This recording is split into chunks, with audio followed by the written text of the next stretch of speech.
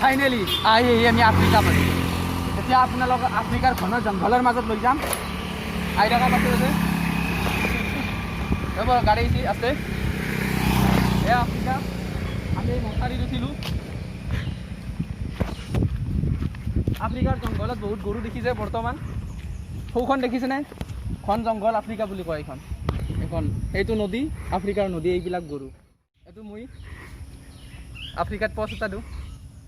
আজি শ্বুট কৰা নিউজটো কিন্তু ৰাইজৰ মাজত হাহাকাৰৰ সৃষ্টি কৰি দিব। অলপমান দূৰত যাওকচোন। হ'ব ভাল কথা কৈছে আপুনি।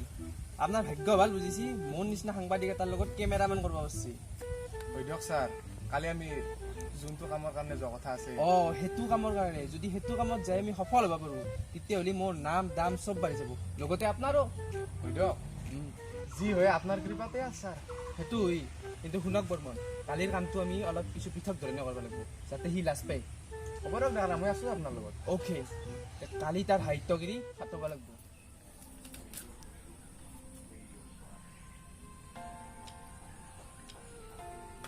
বেবী কোৱা, কি কৰি আছা? খবৰ ভালনে? বা নিজৰতো ফোন কৰবা লগিন সময় নাই। এতিয়া মই ফোন কৰাৰ কাৰণে ইমান দিনৰ প্ৰশ্ন এটা সুধি মিনিটতে চেষ্টা কৰিব আহিছ।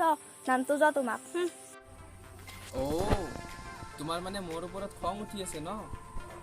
শুনা না, মই মানে দুটামান কামত বিজি আছিলোঁ, সেইকাৰণে তোমাৰ খবৰে ল'ব পৰা নাই।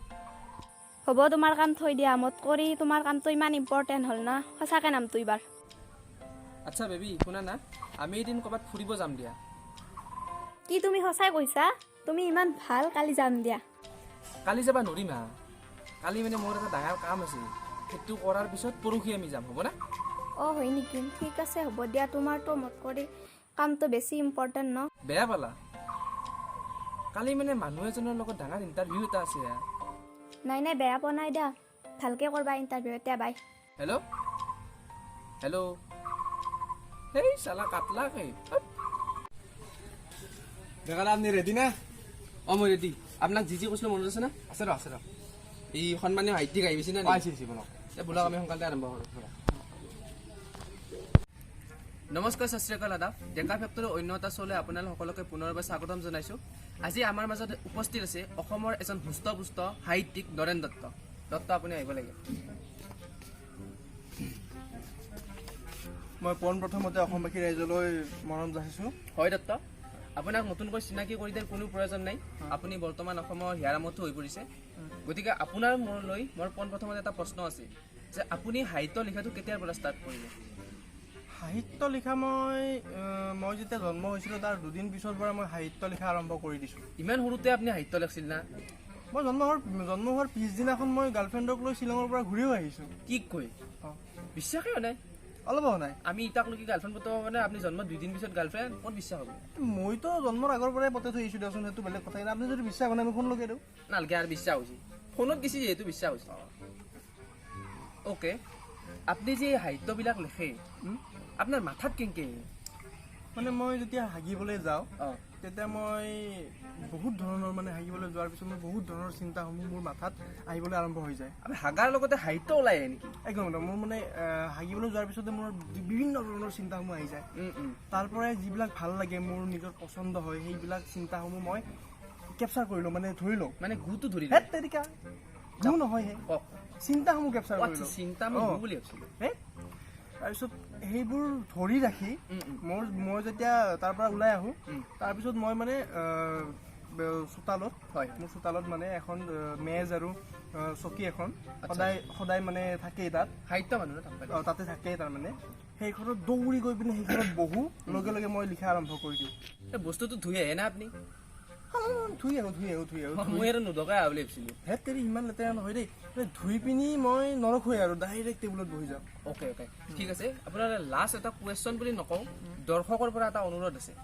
অনুৰোধটো হ'ল যে এই যে কৰোণা মহামাৰীটো হৈ আছে, সেই মহামাৰীটো কেতিয়া শেষ হ'ব, সেইটো আমি শুনিব বিচাৰিছোঁ যে আপুনি দৰ্শকক লাইভ এতিয়া কৈ দিব লাগে। মই সেইটো কেনেকৈ মই ক'ম?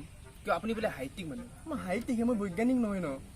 যিবিলাকে 99% 95% লৈ পিনি এতিয়াও গোটেই বিশ্বতে ৰিচাৰ্চ কৰি আছে সেইবিলাকে ক'ব পৰা নাই কেতিয়া কি হ'ব মই কেনেকৈ ক'ম হে মই 32% পাই মেট্ৰিক পাছ কৰা মানুহ নহয় আমি সেইগিলাখান নাজানো নহয় সাহিত্যিক মানুহ আমি সাহিত্যিকে সকলোৱে জানে বুলি ভাবিছিলোঁ আৰে মই সাহিত্যিক মই য'তেহি নহয় টোটেলত আপুনি নৰে মই নোৱাৰিম ঠিক আছে হয় দৰ্শকসকল এখেতে নৰে গতিকে আপোনালোকক আৰু ক'ব লগা একো নাই এখেত যেন এজন মিছা ভণ্ড সাহিত্যিক সেইটো আমি গম পোৱা গ'ল আপুনি এইবিলাক কি কৈছে আপুনি আপুনি মোৰ ওপৰত মিছা বদনাম দিছে মনে মনে থাকক বুলিছোঁ আপুনি কি মোক ইয়াত অপমান কৰিবলৈ মাতিছে নেকি নাথাকো ইয়াত মই এতিয়ালৈ বেছি কৰে গতিকে ৰাইজ এইজন ভণ্ড মানুহৰ সাহিত্য পঢ়া আপোনালোকে বাদ দিয়ক যিজন সাহিত্যিকে আনৰ সাহিত্য চুৰ কৰি নিজৰ বুলি কয় আকৌ এটা নতুন চহৰৰ সৈতে লগ পোৱাৰ প্ৰতিশ্ৰুতি দি মই ডেকা কেমেৰা পাৰ্চন বৰ্মনৰ সৈতে বিদায় কওক ডেকা দা আজি পাইছিলো সাহিত্যৰে শিক্ষা বেলেগ দিছোঁ একদম ফোন এটা আহিছিল কথা পাতক অঁ বেবী কোৱা নামতিবা তুমি মোক আৰু অ'কে পাহি কি হ'ল তোমাৰ ইমান খং কৰি আছা যি আজি তুমি যিজন মানুহক ভণ্ড সাহিত্যিক বুলি প্ৰচাৰ কৰি দিলা সেইজন মোৰ দাদা তোমাৰ কাৰণে ঘৰখনৰ সন্মান হানি হ'ল দাদাৰ চব কষ্ট পানীত পেলাই দিলা গতিকে তোমাৰ লগত আজিৰ পৰা মোৰ কোনো সম্পৰ্ক নাই থুই আহে